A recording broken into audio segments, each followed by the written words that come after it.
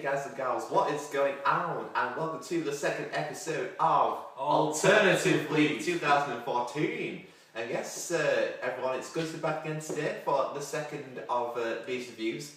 And because you're all so special, I'll actually be putting up 2 videos today as opposed to 1 yesterday. But you'll have to wait and see to find out who the second artist will be. And yeah, today is like the element of the genre, like we're like branch away from like the common norm next for like some more like female sort of like company for a change. So yeah, and I'm not the female. I never said you were. I am company to this video, but not female. It's just to emphasise. Oh yeah. And we're also in a different vicinity today for today's video, which is Without Perception HQ. Otherwise known as the shed in Travis Travito's garden. High quality band recording space. Now this is alternative. The musical influences such as who's on there's everything they do. I mean, James Hetfield. I had the same post in my rehearsal space. How cool is that? Keyboard over there. Yeah. But anyway, guys, it's coming in today, so we'll be reviewing the band L7. As it's been known, like L7 were the first band I recorded a review for when I restarted my channel. And yeah, L7, like, you know, they were formed in the 80s, you know, just like Soundgarden, and their first album called, which was the eponymous title L7, was released in the same year as Ultra Mega Rockin was by Soundgarden. 1988. That's true, my friend. And yeah, you can sort of see the parallels between those two albums in a way, because like, with the exception, like with L7 on the sound, like they really had their sound like sorted out, I guess, but like it was like the lo-fi production was similar to the Ultra Mega Rockin release in many ways, yeah. And yeah, like this was the album like L7 like didn't really explore like the angry themes of the like late releases that would come along. Like the songs just like Cat and Nine Tails or something. It's just like, it's proper, would you say it's like proper punk rock, dude, just like playing around and just... You can see with a band like L7 that they've been heavily influenced by punk rock, such as the Riot Girl, as I found on the internet, girl with about 3 hours in it. Oh, we were so intrigued by that, you know. And there's a high collection of female-orientated bands that I'd never even heard of before, all from the same area in America, the whole Washington. I think there's like 3 that we can think of, including L7. So, yeah, L7, Hull, and 7 Year Bitch. Indeed, and there were so many more. That's true, and unfortunately, especially from the early 80s as well. Oh no, like, because essentially like grunge is like a variation on punk rock in many ways, you know. And this like really showed in the 80s, like it was just like finding its feet but still like high trace of punk rock in there. There was also female influences from bands such as the Runaways and Joan Jett, who you can see in these bands are heavily influenced by style of music, their style of clothing, their attitudes and the music that they write about. So this wouldn't necessarily include Jefferson Airplane then? No, I think they're a bit too old. High drug influence of the mid-60s. Oh no, that's hip it peace, man. But anyway, this is about the 90s and stuff, guys, proper alternative scene. And yeah, it's like L7's first release, as I mentioned, like, you know, it showcased their sound, but it's like the production wasn't as good as like their later releases. And when they came out to their second album, Smell the Magic in 1990, this was released on Sub Pop Records, and as we were saying earlier, that was like their best quality production recording we've discussed so far. The record label associated with early grunge bands. That's true. Who will be mentioning in the second video of today. Indeed, because Sub Pop Records was like laid the foundations for many grunge bands to come. And today they're more of a wide genre orientated record label. That's true. Like they've really, you know, they're still going musically. So obviously, it's not like the same as it was back then as what it is today. And that could be debated all night long whether that's a good thing or not. Getting more audience, I guess, more attention. More exposure, more fans, more people know about this label, and maybe some rediscover their roots and discover this awesome music. Well, what are some companies like the label that Paramore's on? I can't remember that actually. Yeah, but they have a wide spread of like pop bands, also got hip hop artists like B.O.B. because that's why Haley Williams is featured on that song, I guess. Yeah, because at the end of the day, it's all about like exposure, man, isn't it? You know, like getting the attention, to like getting the sales and all the money that comes for the reason of making music. Well, with Sub Pop in those days, I don't think it would have been as easy to catch people's attention. This was a genre which, in the late 80s and 1990, wasn't the mainstream yet. That's true, and you know, Sub Pop Records didn't really have like much high expectation at this time. Like, you know, like they weren't expecting to artists like so many albums because it was still considered like an independent label. Yeah, and it wasn't all about this whole platinum time selling albums. Nah. It was a different era back then. It was more about getting out of Washington. Now, then you were big, I guess, getting out of Seattle, Washington, these places, and then heading off to Europe for tours. Yeah, that's true. And, you know, like, there's lots of, like, different stories about that. And, yeah, Spell Magic, like, you know, really showcased, like, you know, just what L7 would become.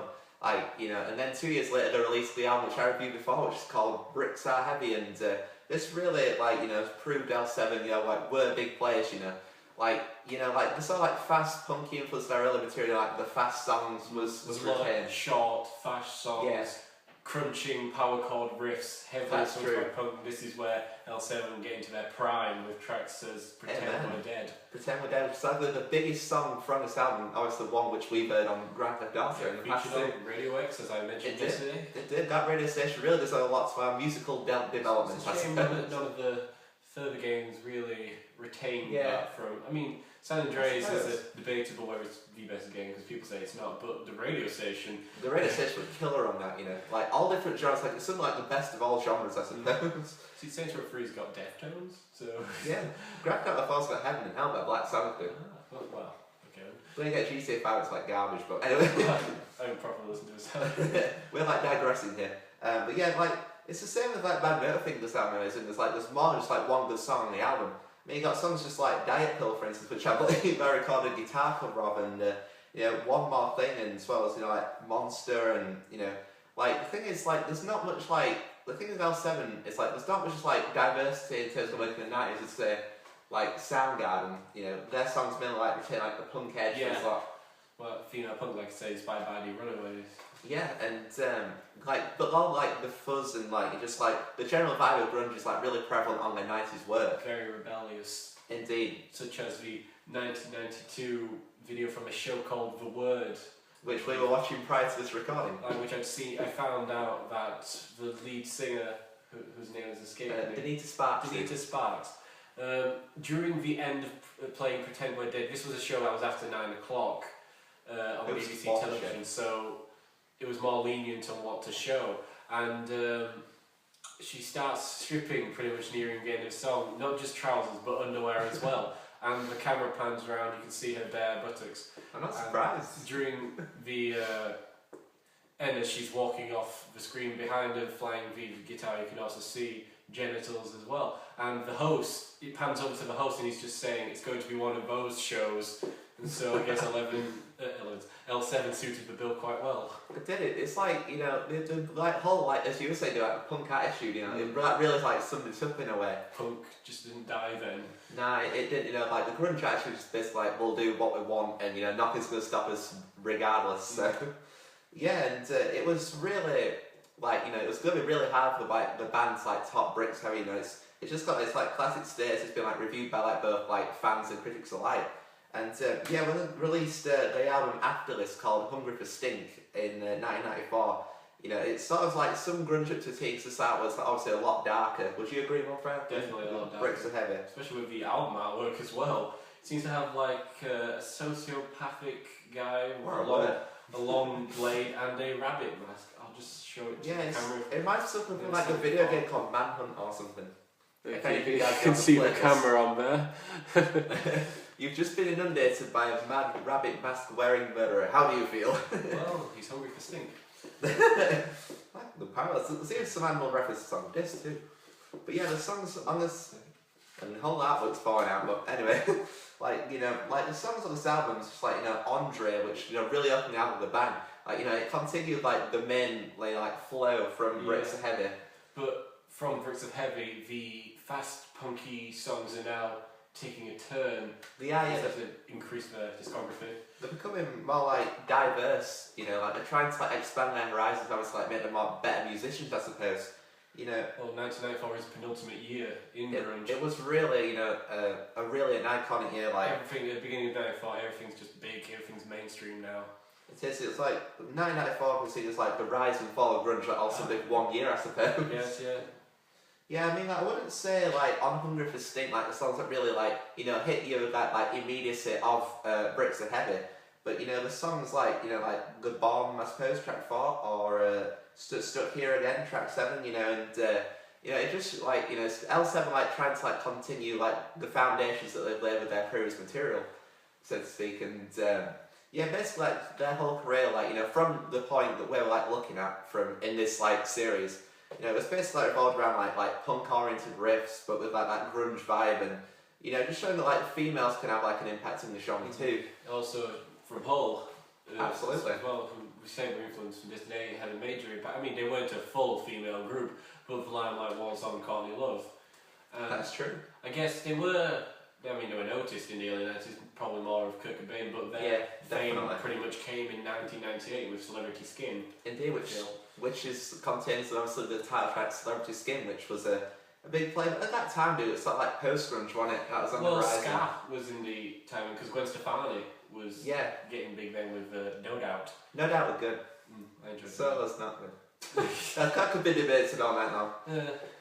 But L7 guys, like, although they like released their album Smell of Magic on Sub Pop Records like Soundgarden, apart from like influencing like other female fronts bands like Hull and 7 Year Bitch, for instance, I wouldn't say like L7 like really had like much of an influence like the alternative scene as much as say like Soundgarden. But how do you feel about that, dude? Well, Soundgarden are a more diverse band. They experimented with music a hell of a lot, and they just got more people's attention with hard rock riffs. L7, from a punk point of view, I feel if females back in the early 90s were watching this band, they might have been influenced. Yeah, that's true. Because a lot of people are influenced by Nirvana, a lot of feminists apparently influenced by Nirvana. Yeah, we'll get to all this in the next review. And I just feel, they had a good impact in the grunge scene. There was something different. That's what's interesting about many grunge bands. No two were alike. Yeah, absolutely. And like it could be argued that's like an even like a bigger, more impact, like influencing like like not like saying like grunge like stereotypes like all male people. It's about getting the females involved too, and like not being like discriminative. I suppose. L7 like primarily like they were like an alternative band, but their roots like are laid much heavily more in punk rather than their career more what say like Soundgarden did, for instance. Which was more hard rock, heavy metal. Yeah, and as you were saying, dude, like Soundgarden they started out in a similar way to L7, like lots of punk influence. I guess many bands were in those days because I mean punk wasn't as big. I guess it was different because you said bands like Black Flag. That's true. Black Flag. Punk had diverse into two different things that were going on, I guess. It did, and like grunge's roots, like really laying like the punk from the 80s, like the hardcore punk we were talking about, the hard rock of the 70s. Yeah, absolutely. I mean, it's like aside like one thing's influencing another, I suppose, up to this point. But like with Soundgarden, like they started out, as punk groups, obviously they like developed such like more like diverse, hard rock beast, as you were saying, my friend, and. That's why like probably L7 like are a bit like under the like radar with a lot of people, but like don't discount their material. Like they really did like set a scene and prove like like females could like rock just as hard as what the men could in many ways, and I think that probably sums L7 up to a T, guys. Like obviously not as much to like talk about them with like Soundgarden, obviously, because like they're not as diverse band musically. But we don't discredit them. We still think they had a major impact during this time period, especially with the 2 albums that are featured here. That's true, and as Paul mentioned, like really opened like the doors for like other female groups to come along, as aforementioned. So I think that's L7 summed up to a T, guys. Hope you've all enjoyed our review, and so until the 3rd review in this series. Stay safe, strong, and we, like we did yesterday, shall see y'all again in the future. Till then, amen and rock on.